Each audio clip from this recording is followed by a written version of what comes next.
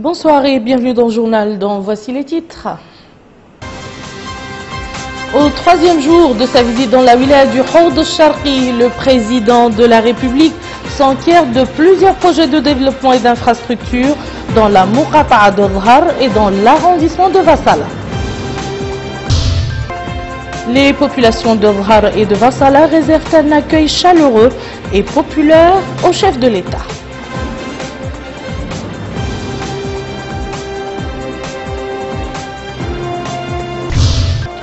Et ces mêmes populations fondent beaucoup d'espoir sur la visite du chef de l'État dans leur wilaya.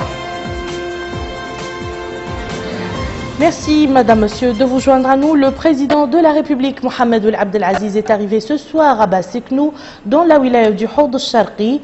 Le chef de l'État a été accueilli à son arrivée par le hakem de la Muqata'a et le maire de la commune de Basseknou, les autorités administratives et municipales, ainsi que par les élus. Les populations de la Muqata'a ont réservé un accueil chaleureux et populaire au président de la République, reflétant leur attachement aux réalisations accomplies depuis l'accession du président de la République au pouvoir. Réalisations qui ont sensiblement contribué à l'amélioration des conditions de vie des populations.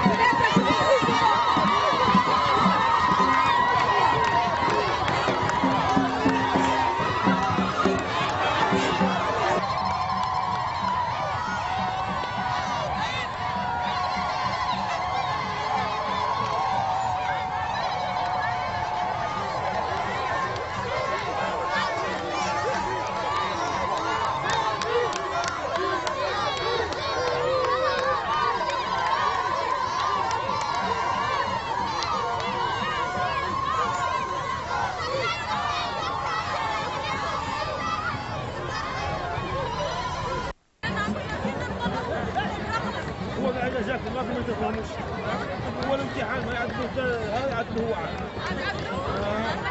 هو والله موسى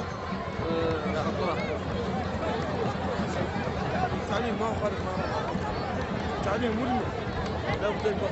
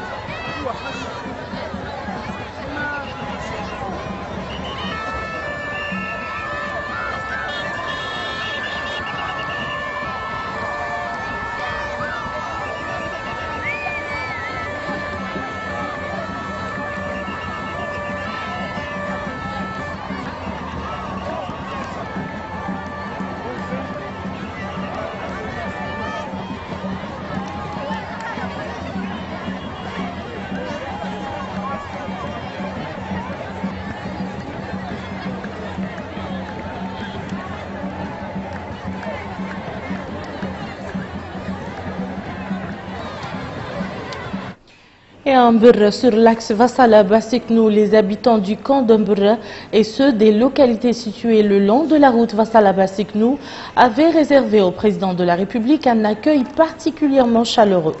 Le président de la République à l'intérieur du camp Mberra a tenu une réunion avec les représentants des organisations onusiennes et ceux des réfugiés maliens.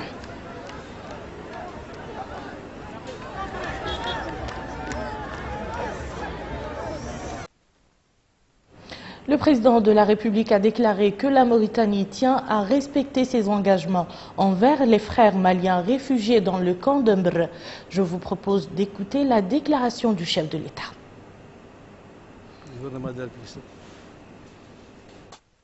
Pour vous aider dans votre mission noble et humanitaire. Les réfugiés maliens sont nos frères, donc ils sont chez eux. Et nous continuerons avec la HCR, avec toutes les organisations internationales et humanitaires, à leur apporter aide et soutien nécessaire. Et j'espère aussi qu'à l'avenir, nous allons pouvoir améliorer cette situation par davantage d'engagement de la part de la communauté internationale pour aider ces populations qui sont dans des situations effectivement assez difficiles, afin d'alléger leurs souffrances. Et nous restons aussi dans l'espoir qu'avec la paix, la situation de ces populations va s'améliorer et qu'elles pourront rentrer volontairement, vivre à côté de leurs frères aussi, chez eux, dans la paix, la sécurité et la stabilité. Une paix et une stabilité que nous souhaitons pour toute notre région, la région du Sahel, que ce soit au Mali, que ce soit au Niger ou en Mauritanie. Donc je vous remercie et vous dis que nous continuerons à être toujours à côté de vous pour continuer à vous aider, pour mener à bien votre mission qui est une mission noble et humanitaire. Je vous remercie. Au troisième jour de sa visite, le président de la République, Mohamed Abdelaziz, s'est rendu au centre de santé de Vassala et l'école 1 de cette localité. Il a également visité les 2 châteaux d'eau approvisionnant la ville de Vassala. Le point avec Rabbi Adeida. Le président de la République, M. Mohamed Abdelaziz, arrive dans la ville de Vassala pour effectuer une visite tant attendue par les habitants de Vassala qui ont tour à tour remercié le chef de l'État pour sa visite et pour les réalisations accomplies dans leur ville. Le chef de l'État, par sa visite, accomplit un pas vers le changement pour ses habitants. Conscient que l'eau potable est l'un des problèmes qui se posent le plus pour les habitants des zones reculées, le chef de l'État s'est arrêté au niveau du seul puits d'eau que les éleveurs utilisent pour abreuver leur bétail. Il a pu se rendre compte des problèmes rencontrés par les éleveurs afin d'assurer à leur bétail de l'eau. Le président de la République a pu visiter les 2 châteaux d'eau de Vassala de la Société nationale d'eau qui ne parviennent pas à suffire la consommation des habitants de la ville de Vassala. D'après les explications qu'il a reçues de la part des responsables de cette structure, due à l'ancienneté du réseau d'eau, un problème qui peut être résolu, ont-ils ajouté, par l'extension de celui-ci.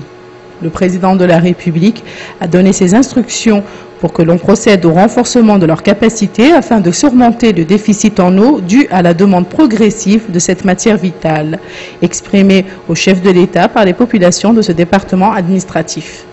Parce que l'année 2015 a été déclarée année de l'enseignement, le président de la République, M. Mohamed Abdelaziz, a exhorté les élèves et le corps enseignant de l'école 1 de Vassala à redoubler d'efforts afin d'accompagner les efforts de l'État à concrétiser la déclaration de l'année 2015, année de l'enseignement. Devant le chef de l'État, les élèves ont exprimé les problèmes qu'ils rencontrent dus principalement à la vétusté de leur école. Ils ont par ailleurs exprimé leur souhait d'avoir un lycée dans la ville de Vassala.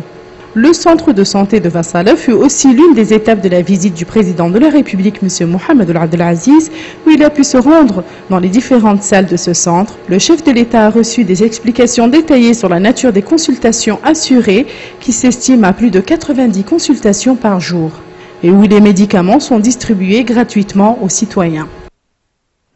Il faut rappeler que le président de la République est arrivé ce matin à Vassala, au Houd Sharqi.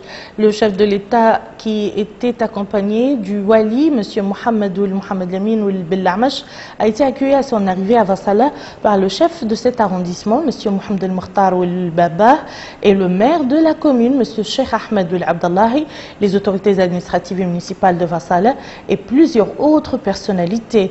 Les habitants de Vassala, eux, ont réservé au chef de l'État un accueil chaleureux et populaire. Restons avec quelques temps forts de cette étape, l'étape donc de Vassala.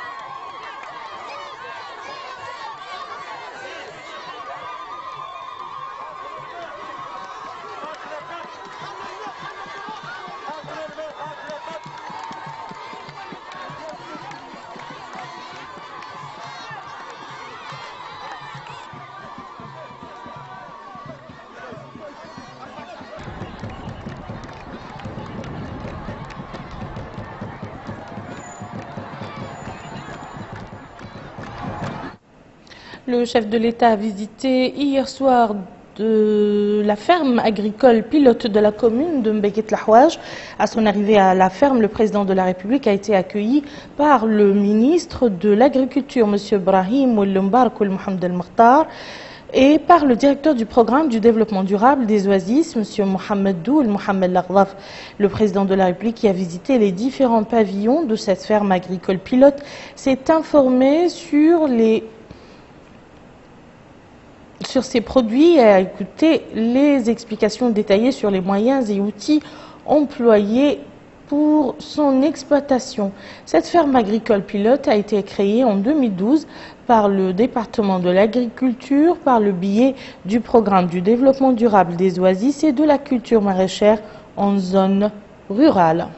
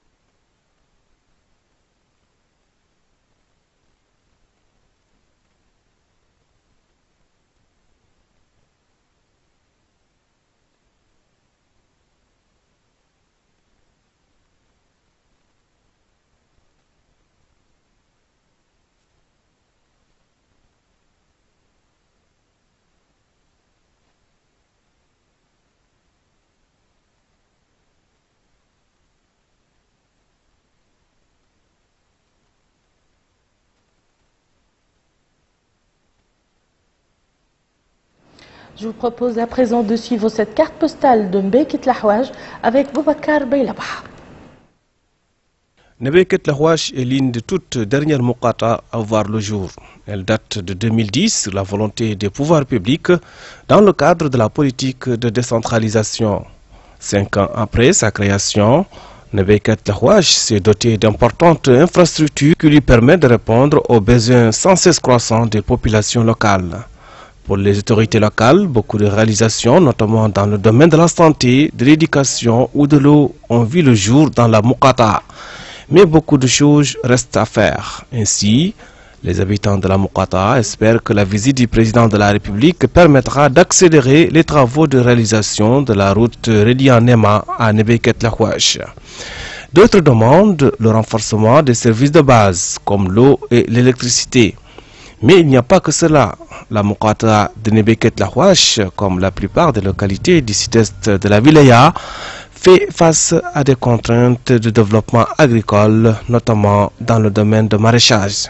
Il faut connaître la topographie du terrain. S'il le faut, avoir par exemple un système de retenue où parfois tu peux accentuer l'infiltration ou jusqu'à que par exemple que les gens au moins puissent dans de longues durées pouvoir utiliser ces cultures, ou parfois même tu peux avoir des retenues qui dans la durée qui existent et qui persistent.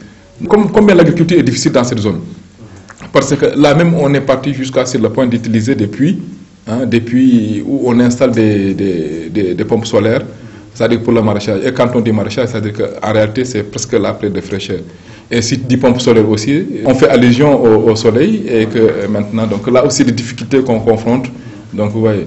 Mais bon, là je crois quand même, bon, c'est-à-dire que avec les partenaires, c'est-à-dire qu'on va continuer à étudier le terrain, c'est-à-dire que bon, on va essayer aussi de voir les possibilités, c'est en tout cas pour améliorer la culture dans la zone. Aujourd'hui, la Muqata de Mbeket Lahouaj va être un exemple réussi de décentralisation. Pour autant, le chemin du développement reste encore long à parcourir.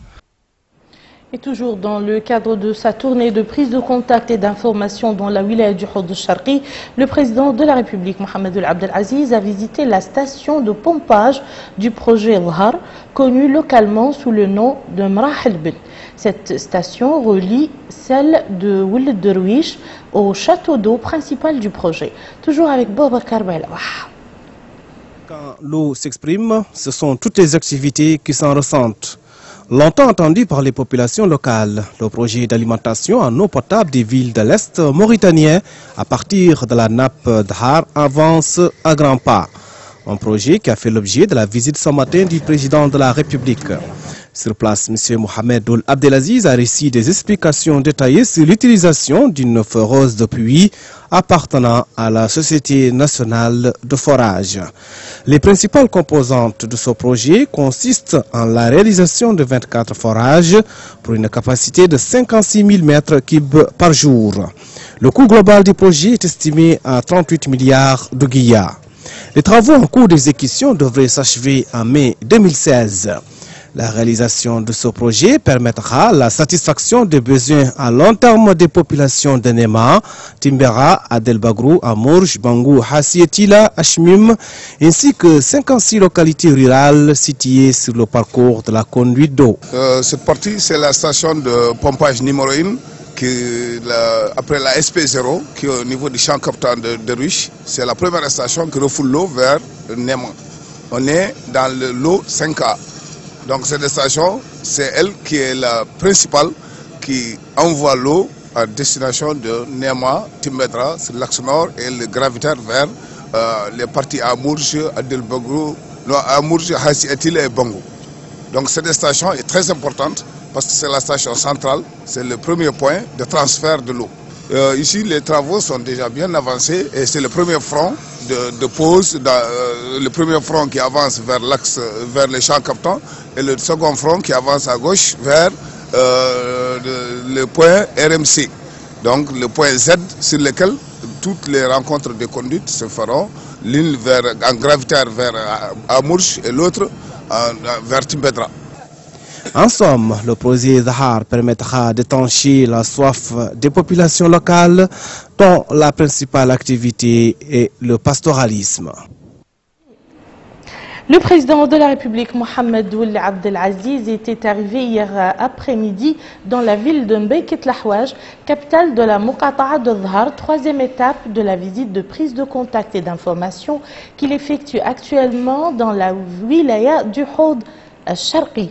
Le chef de l'État, accompagné par le wali du Houd al-Sharqi, M. Mohamed Amin Belamash, a été accueilli à son arrivée au portail de la ville par le hakem de la Muqata'a de Mbeyket Lahouaj, M.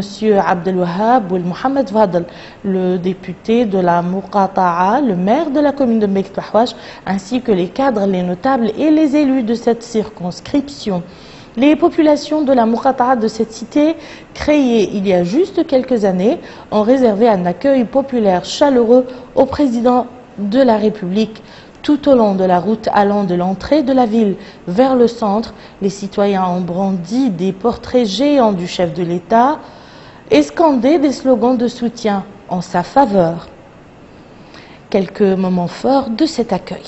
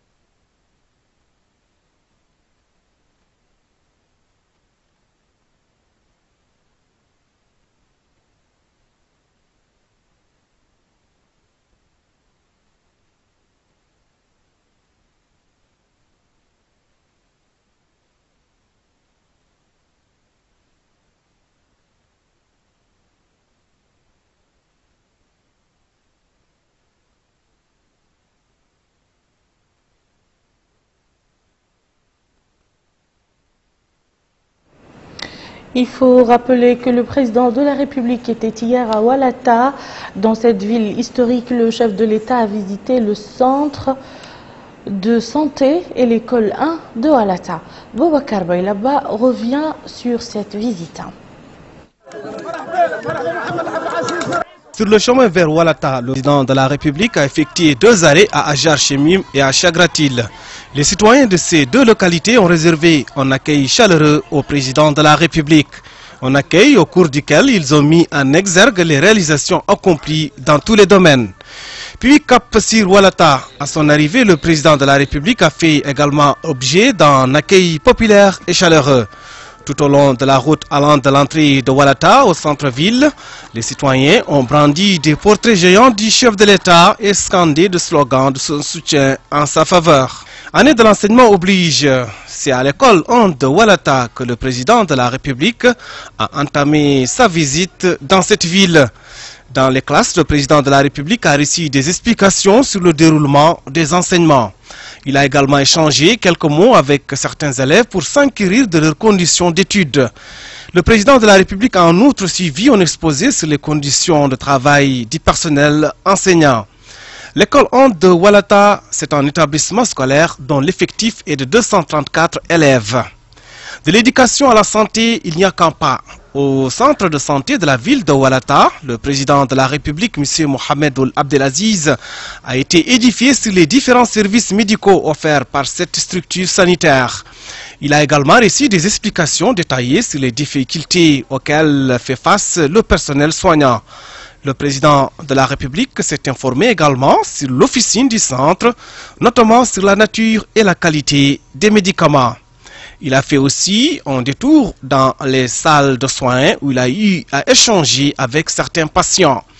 Le centre de santé de Walata, faut-il le rappeler, dispose d'un staff composé d'un infirmier, 2 infirmiers médico-sociaux. L'établissement dispose également de 5 chambres d'hospitalisation, d'une chambre de vaccination et d'une ambulance. L'éducation. Une déclaration au nom du ministère des Affaires étrangères et de la coopération vient juste de nous parvenir. Le ministère des Affaires étrangères et de la coopération en République islamique de Mauritanie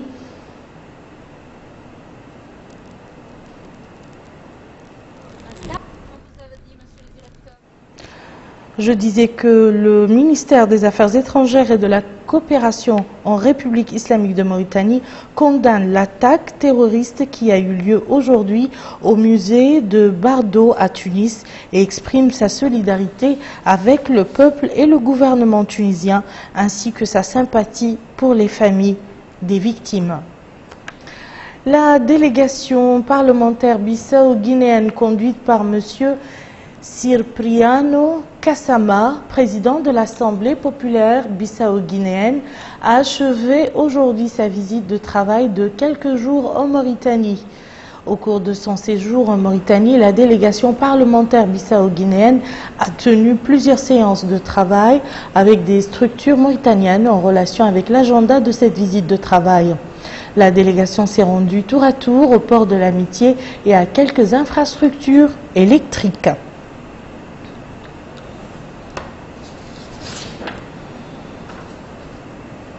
Et ici à Nouakchott, l'association pour la promotion des mathématiques en Mauritanie, en collaboration avec la mission française de coopération, a organisé ce matin une cérémonie de remise du prix Yahya Ould Hamidoun.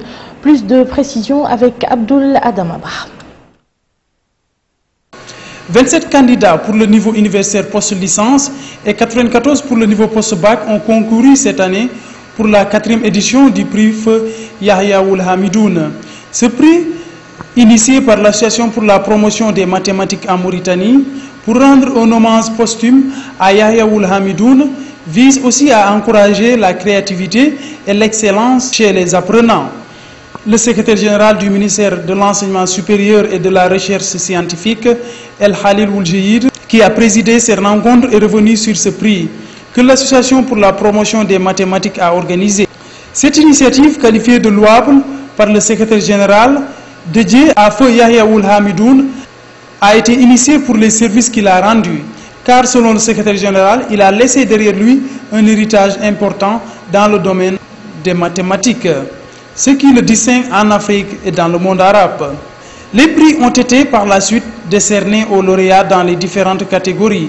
Ainsi, le deuxième prix pour le niveau post-licence a été conjointement attribué aux étudiants Mohamed El Hassan Woulbi de la faculté des sciences et techniques et Mohamed Woul Ahmed Woul de l'AI de l'école normale supérieure. Faute de récipiendaire, le premier prix pour cette catégorie n'a pas été attribué. Quant au premier prix pour le niveau post-baccalauréat, il est allé à l'étudiant Sidi Mohamed Woul Eli de l'école supérieure polytechnique ESP, alors que le deuxième prix a été conjointement attribué à Sidi Ali Woul Mohamedou Woul Sidi, aussi de l'ESP, et Mohamed Abdallahi Woul Kerim de la faculté des sciences et techniques. Le troisième prix est revenu à Suleiman Woul Ahmed Yeslem de l'école nationale des travaux publics d'Aleg. Ce lauréat remercie les organisateurs de ce concours. Il nous fait part de son amour pour les mathématiques avant de remercier sa famille et ses professeurs qui l'ont soutenu. Pour cet autre lauréat, il indique que pour prétendre gagner un prix pour ce concours, il faut nécessairement avoir un bon niveau en mathématiques. Il se glorifie d'avoir été primé par un prix qui porte le nom de Feu Yahya Ould Hamidoun. L'excellence est à la portée de tous. Pour prétendre y accéder, il faut nécessairement consentir des sacrifices, à l'image de ces jeunes étudiants. El Mauritania vous a habitué à une série de reportages qui couvrent la situation de la grève de quelques travailleurs de la SNIM. Ce soir, nous jetons la lumière sur l'influence de la grève sur la production de la société. Abdrahman Hamad. 40 jours, la ville de Zouerat fit au rythme d'une grève des travailleurs de la SNIM.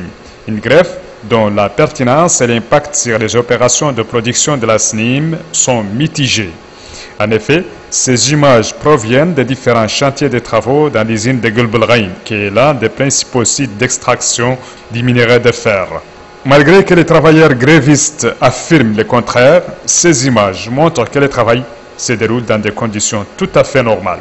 D'après les services concernés, durant la grève du 28-01-2015 au 16 mars 2015, il y a eu 123 trains qui ont tracté 17 796 wagons, où la charge totale des 17 796 wagons figure à 1 512 660 tonnes de différentes qualités de minerais.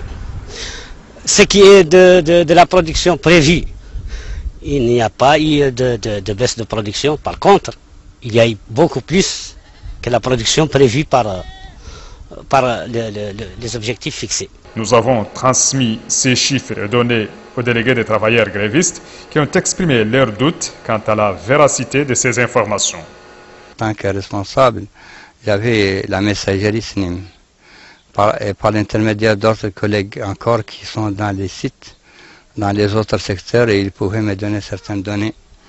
Il s'avère que j'ai constaté il y a quelques jours, il y a un moment qu'ils ont fermé ces sites, ils ont fermé même nos GFI.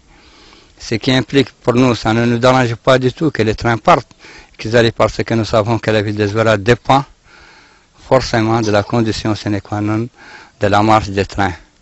Mais nous aussi, notre question de vie ou de mort dans cette grève continuera, Inch'Allah, jusqu'à arriver à la réussite. Autre partie concernée par cette crise entre l'administration et les travailleurs de la SNIM, le citoyen de la ville de Zouerat. Ceux-ci aspirent à un dénouement de cette crise et une solution adéquate et satisfaisante pour toutes les parties.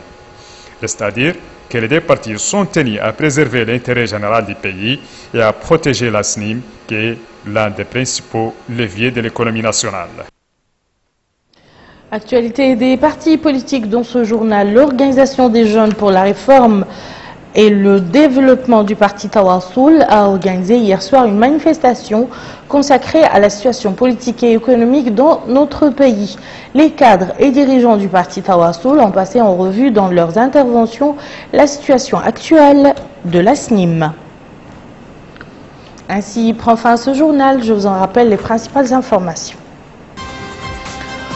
Au troisième jour de sa visite dans la wilaya du Houd al-Sharqi, le président de la République s'enquiert de plusieurs projets de développement et d'infrastructures dans la Muqata'a d'Oghar et dans l'arrondissement de Vassal.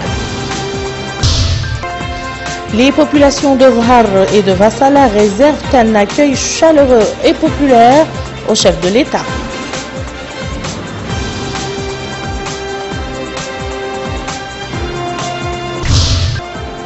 Et ces mêmes populations fondent beaucoup d'espoir sur la visite du chef de l'État dans leur wilaya.